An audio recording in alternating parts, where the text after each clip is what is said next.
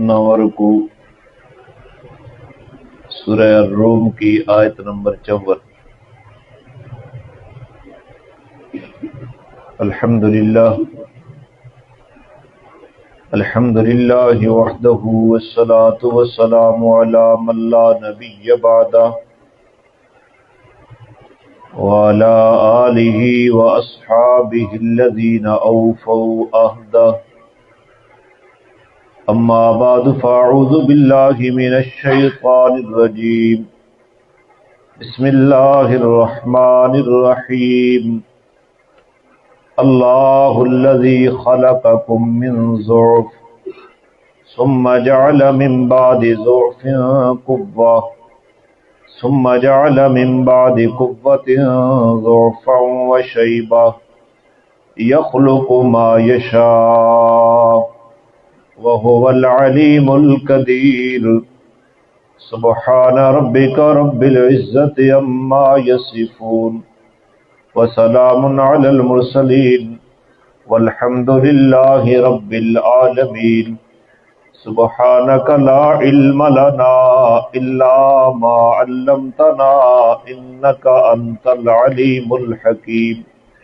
رب اشرح لی صدری ویسر لی امری واحلل عقدۃ من لسانی یفقہوا قولی۔ رب یسر ولا تعسر وتممہ بالخیر وبک نستعین۔ اللہم انا نسألک علما نافعا ورزقا واسعا وعملا متقبلا۔ درود شریف پڑھ لیں۔ اللہم صلی علی سیدنا محمد وعلی آل سیدنا محمد افضل صلواتک بعدد معلوماتک وبارک وسلم۔ اللہم صلی علی محمد النبی الامی وعلی آلہ وسلم تسلیما۔ 21ویں پارے کا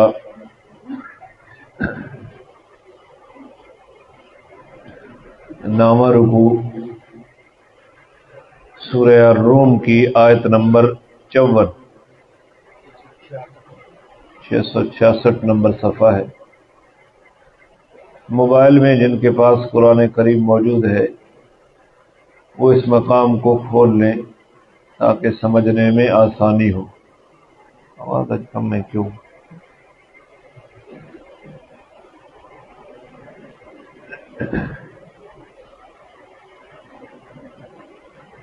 آج اس سورت کا آخری رکوع ہے۔ یہاں اللہ تعالی اپنی وحدانیت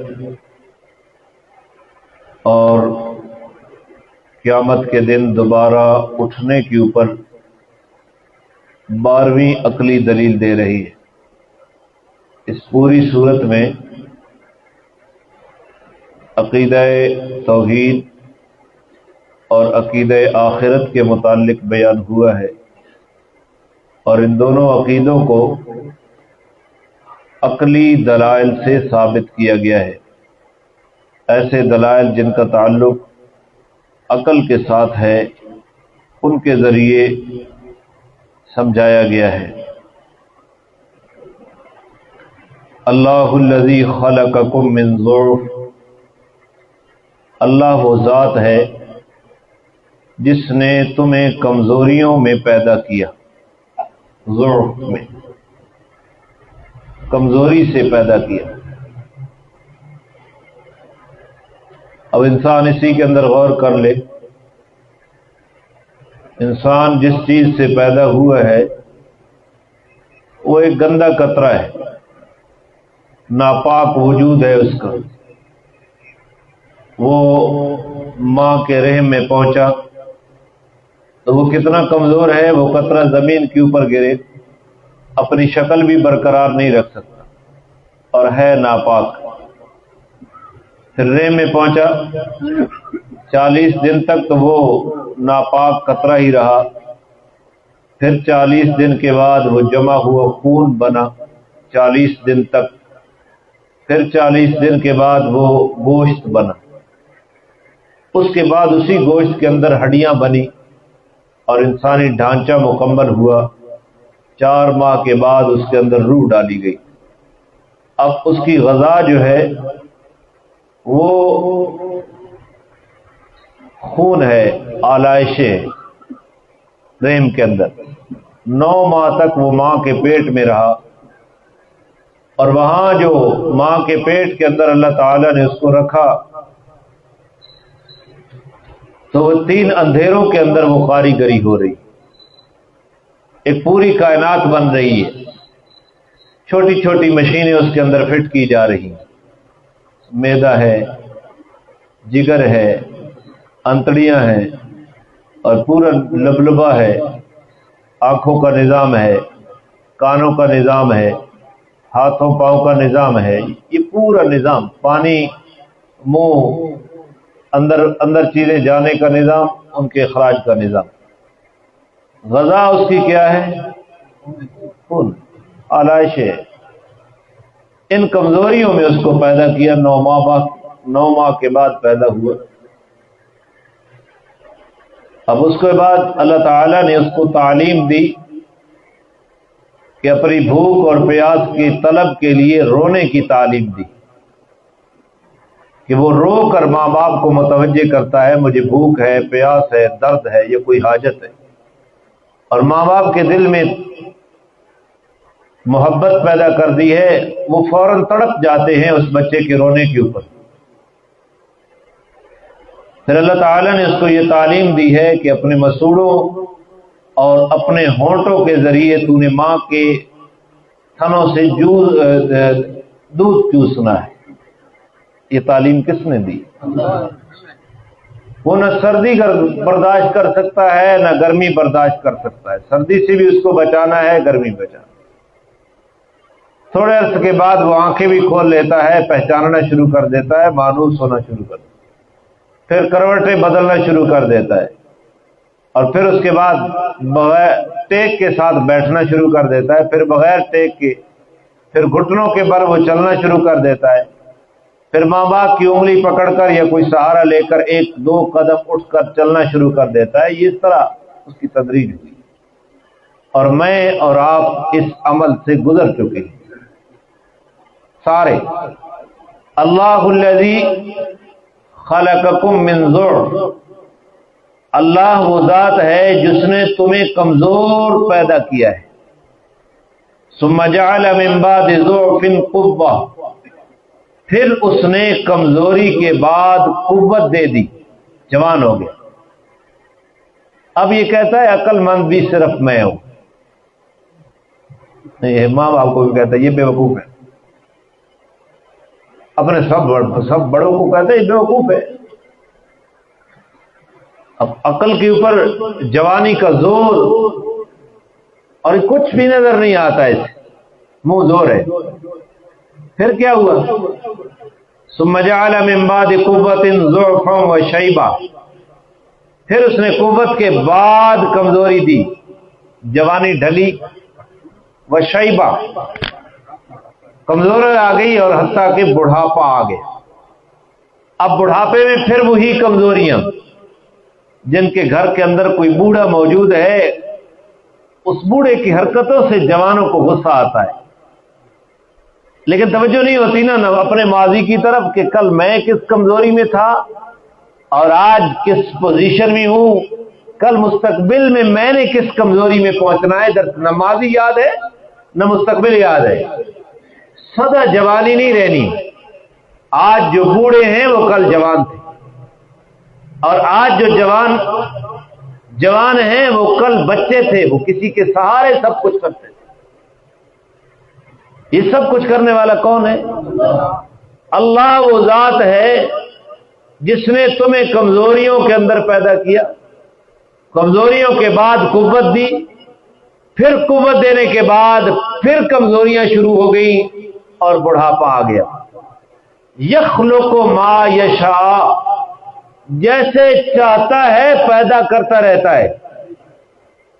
وَهُوَ الْعَلِيمُ الْقَدِيرُ، وہ سب کچھ جاننے والا بھی ہے اور سب سب چیزوں کے اوپر اس کی اسی کے اندر غور کر لے، اپنی پیدائش سے لے کر بڑھاپے تک کتنے مراحل گزرے تیری زندگی کے. کبھی قوت ہے، کبھی کمزوری ہے، پھر قوت ہے، قوت کے نشے میں تجھے کچھ بھی نہیں نظر رہا تھا اور پھر کمزور کر دیتا ہے. تو اگر اتنا ہے تو اپنے بڑھاپے کو روک کر دیکھ، بیماری کو روک کر دیکھ. سدا صحت رہے نہیں ہو سکتا. ایسے افراد آپ نے دیکھے ہوں گے کہ جن کی صحت، جن کی جسمانی قوت کا یہ عالم تھا کہ نظر نہیں آتا کہ یہ لوگ بھی دنیا سے چلے جائیں گے، لیکن بڑھاپا آیا اور کوئی بھی بات سننے کے لیے تیار نہیں. یہ ساری تبدیلیاں انسانی وجود کے اندر یہ خبر دے رہی ہیں کہ سدا نہیں رہنا، آگے جانا ہے. یہ قیامت کی خبر دے رہی ہیں. اور زندگی کتنی ہے انسان کے پاس؟ اگر 60 سال زندگی ہے تو 10 سال تو اس کے بچپن کے ہو گئے، پھر جو 10 سال ہیں وہ جوانی کے ہیں. کتنے؟ چلو دوسرے طریقے سے سمجھاتا ہوں. 60 سال زندگی ایک انسان نے گزاری تو اس میں 30 سال جاگنے کے اور 30 سال سونے کے نکالو تو کتنے رہ گئے؟ چاندی کے.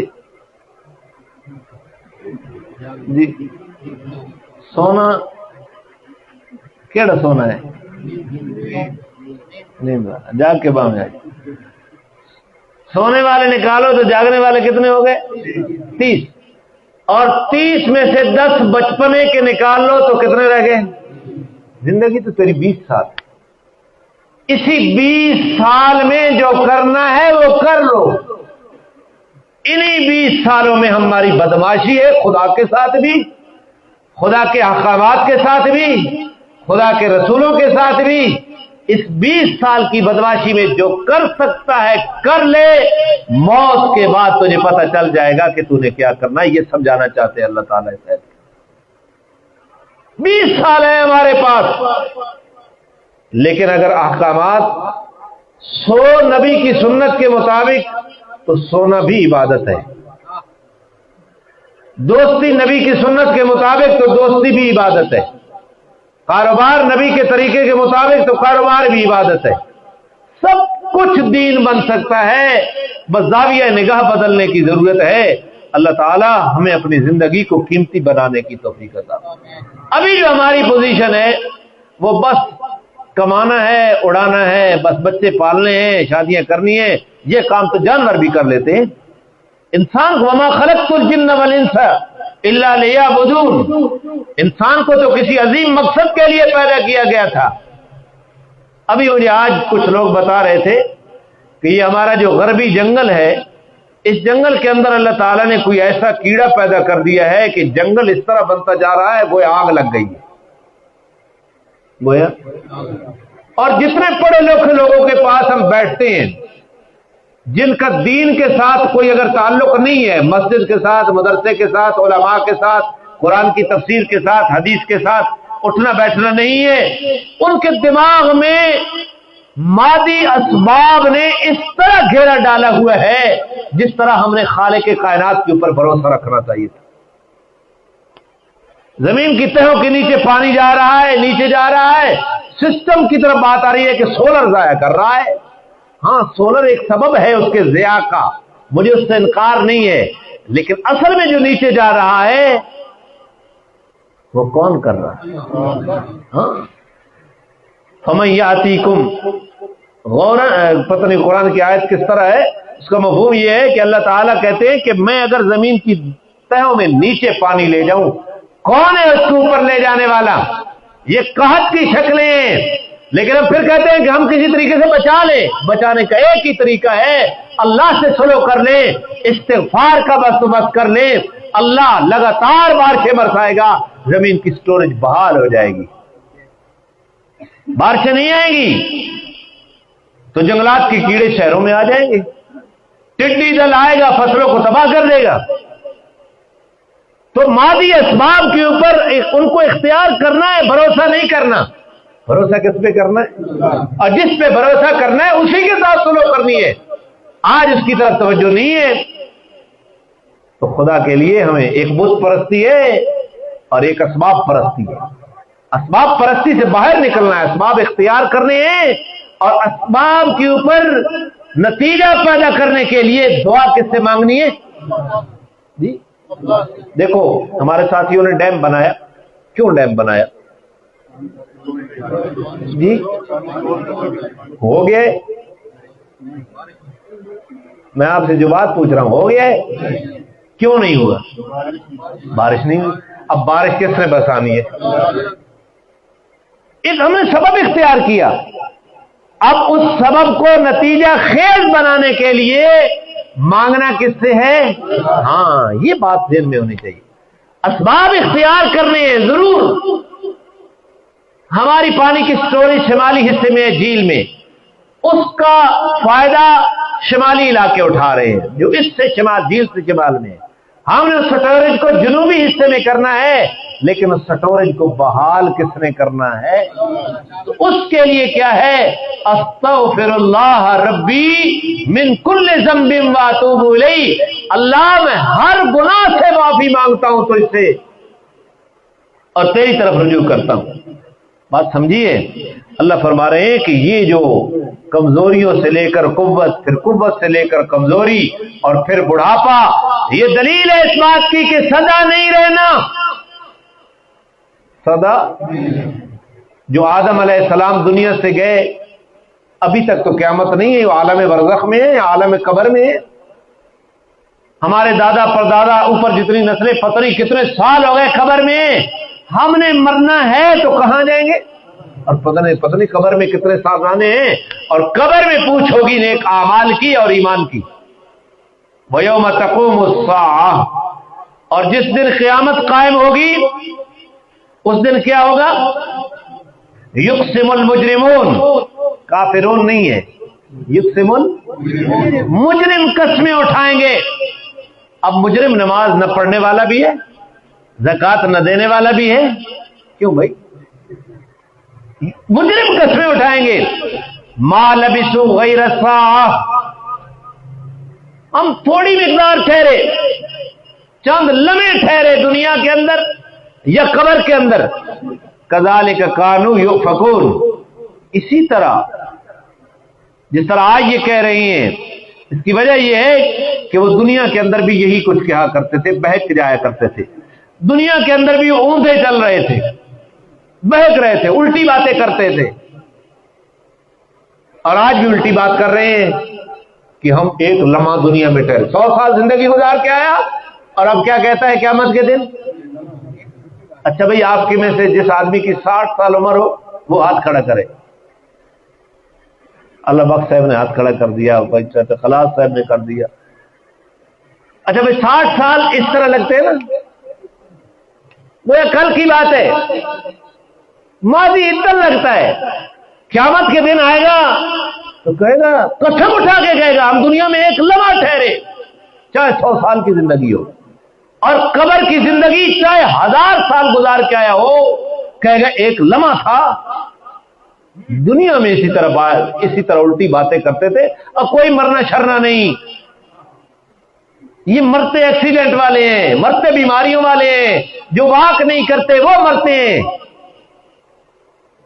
ہے نا شیطان وسوسے ڈالتا ہے، میں نے تو زندہ رہنا ہے. یہ کہتا ہے کہ نہیں قیامت نے تو نہیں آنا دوبارہ، آج تک کوئی اٹھا جو آج اٹھے گا. یہ دنیا میں بھی الٹی باتیں کرتے تھے، آج بھی الٹی بات کر رہے ہیں کہ ایک لمحہ ٹھہرے. وقال الذین اوتوا العلم، اب ان کو اہل علم جواب دیں گے قیامت کے دن. جن کو علم دیا گیا تھا وہ کہیں گے، بل ایمان، جن کو ایمان دیا گیا تھا وہ یہ بات کہیں گے. لقد لبثتم فی کتاب اللہ الی یوم البعث، تم اللہ کی کتاب کے مطابق قیامت تک ٹھہرے ہو. قیامت ایک طویل عرصہ دنیا میں رہے اور اس طویل عرصے کے بعد اس سے زیادہ طویل عرصہ قبر میں رہے. فہذا یوم البعث، یہی یوم بعث ہے، اٹھنے کا دن ہے.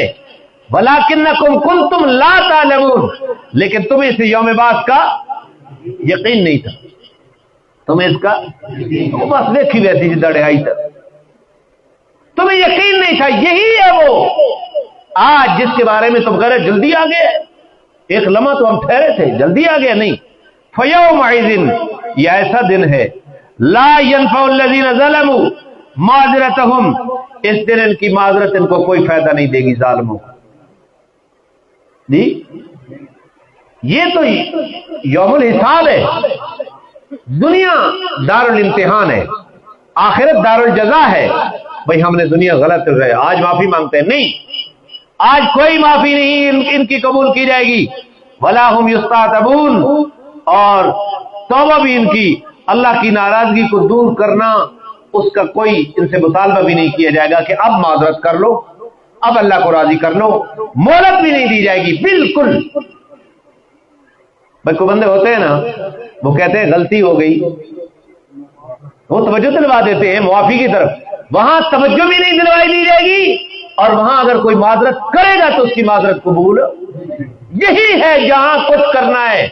حضور نے فرمایا انسان کی توبہ اس وقت تک قبول ہو سکتی ہے معلوم یغرغر, جب تک کہ روح غرغرے تک نہ پہنچے.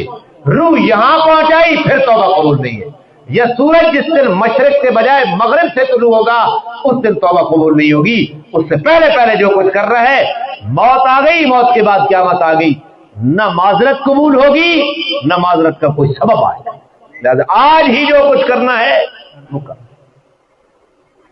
یہ قیامت کے اوپر اتنے دلائل دیے, قیامت کے اوپر ایمان لانا. جو آدمی کلمہ پڑھے, نماز پڑھے, روزہ رکھے, حج کرے, زکوٰۃ دے, لیکن کہتے ہیں قیامت نے نہیں آنی, مسلمان ہے, کافر ہے.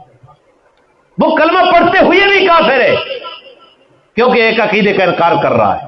میں اس کی مثال دیتا ہوں. قادیانی مسلمان ہیں کافر ہیں, کیوں؟ کلمہ یہی پڑھتے ہیں, نماز بھی پڑھتے ہیں, روزہ بھی ہماری طرح رکھتے ہیں, ایک عقیدے کا انکار کرتے ہیں کہ حضور کے بعد بھی نبوت مانتے ہیں, حضور کے اوپر نبوت ختم ہے. کلمہ پڑھے تب بھی کافر ہے. کلمہ پڑھے, ہاں کلمہ پڑھتے ہوئے کوئی نماز کا انکار کرے کافر ہے. کلمہ پڑھتے ہوئے روزے کا انکار کر دے کافر ہے. نہیں رکھتا کافر نہیں ہے, گنہگار ہے, لیکن انکار کرتا ہے تو کافر ہے. کلمہ پڑھتے ہوئے جہاد کا انکار کرتا ہے کافر ہے. کلمہ پڑھتے ہوئے زکوٰۃ کا انکار کرتا ہے کافر ہے. کلمہ پڑھتے ہوئے قیامت کا انکار کرتا ہے کافر ہے. کلمہ پڑھتے ہوئے رسالت کا انکار کرتا ہے کافر ہے. کلمہ پڑھتے ہوئے انبیاء کی معصومیت کا انکار کرتا ہے کافر ہے. کلمہ پڑھتے ہوئے نبی کے بعد غیر مکلف مخلوق کو نبیوں کے علاوہ کسی اور کو معصوم مانتا ہے کافر ہے, مسلمان نہیں. کلمہ پڑھتا ہے آخرت کا انکار, یہ کیا ہے؟ یاد رکھو تمام دین کے اوپر ایمان لانا ہے, جتنی ایمانیات ہیں ان کے اوپر ایمان لانا ہے. قادیانی فقر ایک چیز کا انکار کرتا ہے, وہ ختم نبوت ہے. ہم اسے دنیا کا بدترین کافر کہتے ہیں. ضروریات دین قیامت وہ عقیدہ ہے, اور قیامت کا عقیدہ ہی پختہ نہیں ہوتا, بندہ گناہ کرتا رہتا ہے. اگر یہ عقیدہ پختہ ہو تو بندہ گناہ سے بچنے کی کوشش کرتا ہے. اگر بتقاضۂ بشریت کو گناہ ہو جائے تو بندہ فوراً توبہ کی کوشش کرتا ہے. اسی عقیدے کے اندر جب کمزوری آتی ہے تو وہ گناہ کرتا چلا جاتا ہے, وہ بدماشیاں کرتا چلا جاتا ہے, وہ توبہ کو ملتوی کرتے جاتا ہے. چھوڑو, پتہ نہیں آئے گا تو دیکھا جائے گا. اللہ ہمیں معاف فرمائے. تو یہ دن ہے جس دن کوئی معذرت قبول نہیں کی جائے گی, بالکل. اور کوئی اس معذرت کے لیے یہ بھی نہیں کہا جائے گا کہ اللہ کی ناراضگی کو دور کر لو, کوئی بہانہ بنا لو, نہیں, اتنا بھی نہیں کہا جائے گا. اور پھر کیا فرمایا؟ وَلَقَدْ ضَرَبْنَا, توجہ, شکوائیے. یہ جو میں ہر روز ہاتھ باندھ کے کہتا ہوں, خدا کے لیے قرآن کی طرف آ جاؤ, خدا کے لیے قرآن کی طرف آ جاؤ. اور میں ممبر سے آپ کو کہتا ہوں کہ انسان کی ہلاکت کے لیے فقط یہی جرم کافی ہے کہ وہ اللہ کے قرآن کو سمجھنے کی کوشش نہ کرے. یہ آیت سنو, وہ شکوہ ہے. وَلَقَدْ ضَرَبْنَا لِلنَّاسِ فِي هَذَا الْقُرْآنِ مِنْ كُلِّ مَثَلٍ, ہم نے لوگوں کے لیے اس قرآن کے اندر ہر قسم کی مثال بیان کی, ہر قسم کے عمدہ مضامین کو. مثل کا معنی عمدہ مضامین ہے. ہم نے عمدہ مضامین, توحید بیان کی, رسالت بیان کی, آخرت بیان کی, اللہ کے پیغمبر کی اطاعت کو بیان کیا. من یطع الرسول فقد اطاع اللہ, اللہ کا महबूब بننے کا نسخہ بتایا. قل ان کنتم تحبون اللہ فاتبعونی یحببکم اللہ ویغفر لکم ذنوبکم. کون سی ایسی چیز ہے جو قرآن میں نہیں بتائے گی؟ بھلا ان جئتہم بآیہ، لیکن ان کی کیفیت کیا تھی؟ ان کے پاس جب قرآن کی کوئی حکم کوئی آیت آتی، لَيَقُولَنَّ الَّذِينَ كَفَرُوا، تو یہ کافر کہتے ان انتم الا مبتلون، کہ تم تو جھوٹ بنانے والے ہو. کیا لکھا ہوا ہے؟ مبتلون کا معنی صرف تم جھوٹے ہو. تم آج بھی کئی لوگ ایسے ہیں، ان کو قرآن کا حکم پڑھ کے سناؤ تو وہ کہتے ہیں کہ جناب یہ اس زمانے کی بات ہے، آج کے زمانے کے اوپر فٹ نہیں ہوتی. تم کس زمانے میں چل رہے ہو؟ حالانکہ قرآن تو قیامت تک کے لیے ہے، قیامت تک کے لیے رہنمائی دیتا ہے، قیامت تک کے لیے قرآن اصول فراہم کرتا ہے. تو اللہ نے شکوہ کیا کہ ہم نے لوگوں کے لیے اس قرآن میں ہر قسم کے عمدہ مضامین، ہر قسم کی مثالیں بیان کی، لیکن جب ان کافر لوگوں کے پاس ہماری آیات اور ہمارے احکام آتے تھے تو سنانے والوں کو کہتے کہ تم جھوٹے ہو. تم ابھی مسجد سے عید ہوئی، آپ نے فیس بک کے اندر کلمہ پڑھنے والے کتنے دیکھے جو مسجد کی خوشی کے اوپر، مسجد کی شہادت کے اوپر خوشی بنا رہے. انداز اپنا ہے. کبھی کہتے یہ غیر قانونی تھی. کوئی دلیل نہیں ہے تمہارے پاس غیر قانونی ہونے کی. یہ مسجد 1927 میں بنی. کب؟ پاکستان کب بنا جی؟ کتنے سال بعد پاکستان پیدا ہوا؟ تو پاکستان کو غیر قانونی کہو.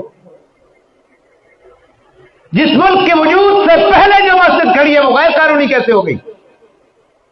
اور پھر میں نے کل بھی آپ کو بتایا 1980 میں اس کو محکمہ اوقاف میں جنرل ضیاء الحق نے لیا، اس کا خطیب بھی رکھا، اور اس مسجد کی دوبارہ تعمیر جنرل ضیاء الحق نے کرائی سرکاری طور پر. اس وقت کیوں نہیں غیر قانونی تھی؟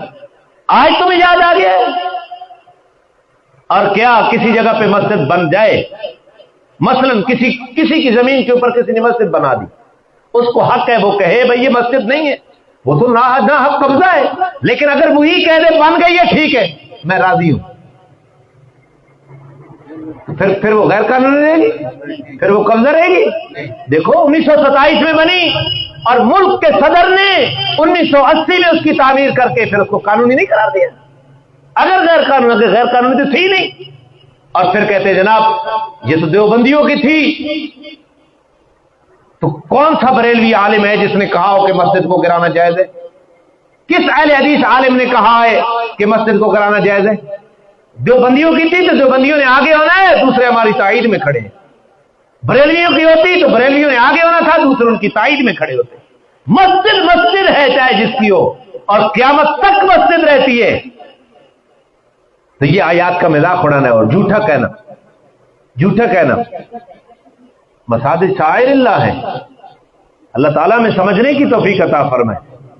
کذالک یطبع اللہ علی قلوب الذین لا یعلمون. یہ کذالک کا جو کاف ہے تعلیلیہ ہے. اسی وجہ سے میں معنی کر رہا ہوں، پتہ نہیں ادھر کیا لکھا ہوا ہے، اسی طرح میں معنی نہیں کر رہا. اسی وجہ سے ہم نے قرآن میں پچھلی آیت کو سمجھو ہر طرح کے مضامین کو، مثالوں کو بیان کیا، لیکن جب یہ احکامات یہ آیات ان کے پاس آتی ہیں تو جن کے مزاج میں کفر ہے وہ آیات سنانے والوں کو جھوٹا کہتے ہیں. آیات سنانے والوں کو ان کے مزاج میں ضد ہے، انا ہے، تکبر ہے. کذالک، اسی وجہ سے، اس ضد کی وجہ سے، اس انا کی وجہ سے، اس تکبر کی وجہ سے، اس نہ ماننے کی وجہ سے، یطبع اللہ علی قلوب الذین لا یعلمون. جو سمجھ سے کام نہیں لیتے ہم ان کے دلوں کے اوپر، اللہ ان کے دلوں کے اوپر مہر لگا دیتے. اللہ ان کے دلوں کے اوپر بھائی نبی پاک ہاتھ جوڑ کے صحابہ کے بارے میں کہہ رہے ہیں کہ اللہ فی اصحابی لا تتخذوهم من بعدی غرضا فمن احبهم فبحبی احبهم ومن ابغضهم فببغضی ابغضهم ومن عاداهم فقد عادانی ومن عادانی فقد عاد اللہ ومن عاد اللہ فیوشک ان یاخذه. لیکن یہ پھر بھی صحابہ کو نہیں بخشتا، یہ پھر بھی صحابہ کو نہیں بخشتا۔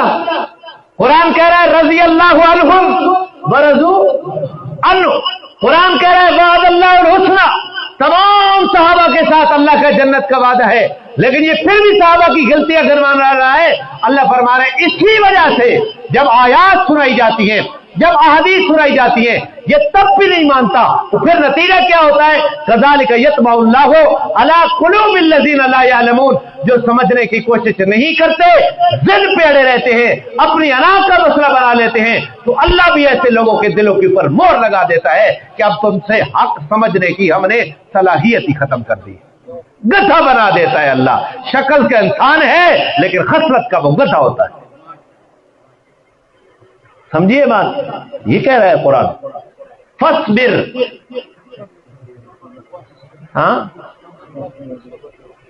فصبر کا معنی کر لو، میرا پیغمبر گھبرانا نہیں ہے، صبر کرو۔ آپ نے کیا کرنا ہے؟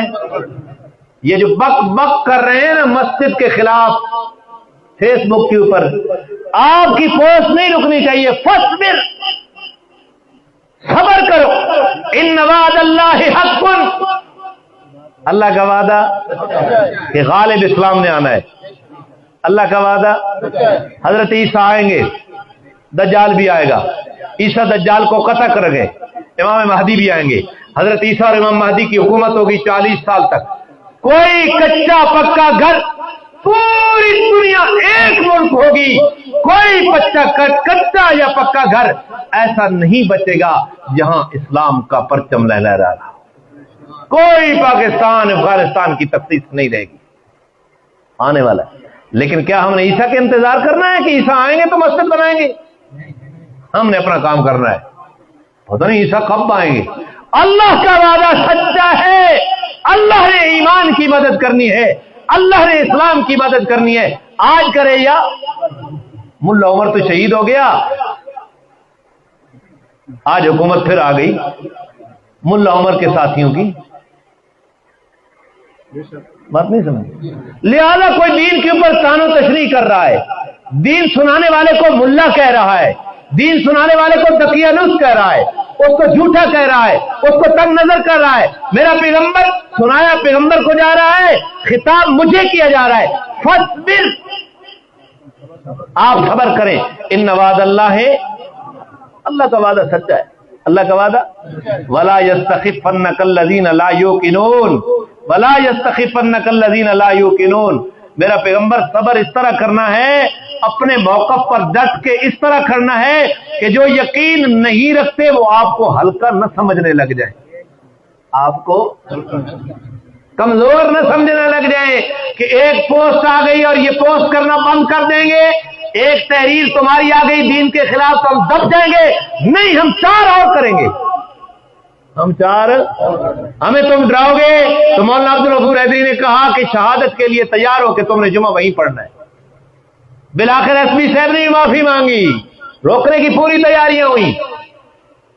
یہ تو ایک مثال دی ہے میں نے آپ کو، حالات حاضرہ کے تحت قرآن تو ایک ضابطہ بیان کر رہا ہے کہ دین دشمن ہمیشہ ہوں گے، دینداروں ان کے تان و تشریح کی فکر نہیں کرنا، اپنا کام صبر کا دامن تھامتے ہوئے اپنا کام جاری رکھنا ہے، ان وعد اللہ حق، اللہ کا وعدہ سچا ہے، جی کے بھی تم کامیاب ہوگے، مر کے بھی تم کامیاب ہو، اللہ کا وعدہ۔ اس حالت میں موت آ گئی تب بھی سرفرازی ہے، اس حالت میں موت نہ آئی تب بھی کیا ہے؟ وَلَا يَسْتَخِفَنَّكَ الَّذِينَ لَا يُوقِنُونَ، جو یقین نہیں رکھتا وہ آپ کو ہلکا نہ سمجھے، وہ آپ کو کمزور نہ سمجھے، وہ آپ کو ڈانٹ ڈول نہ سمجھے کہ میرے تانے کی وجہ سے ڈر گیا ہے، ہم نے اس سے 4 قدم آگے جا کر دین کی تبلیغ کا کام کرنا ہے انشاءاللہ۔ یہ بات اللہ تعالیٰ سمجھا رہے ہیں، لہذا اپنے اندر استقلال پیدا کرنا ہے، باطل کی باتوں میں آنے کی ضرورت نہیں ہے، اپنا کام جاری رکھنا ہے۔ کون کون جاری رکھے گا؟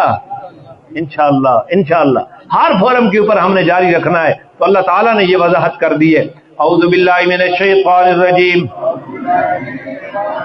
بسم اللہ الرحمن الرحیم، اللہ الذی خلقکم من ضعف ثم جعل من بعد ضعف قوة ثم جعل من بعد قوة ضعفا وشيبة يخلق ما يشاء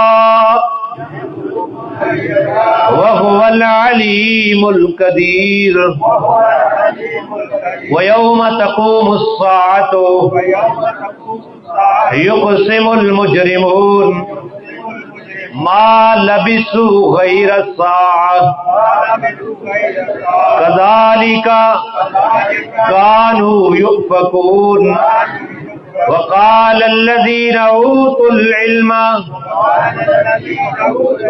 والإيمان لقد لبثتم في كتاب الله إلى يوم البعث فهذا يوم البعث ولكنكم كنتم لا تعلمون فيومئذ لا ينفع الذين ظلموا معذرتهم ولا هم يستعتبون ولقد ضربنا للناس في هذا القرآن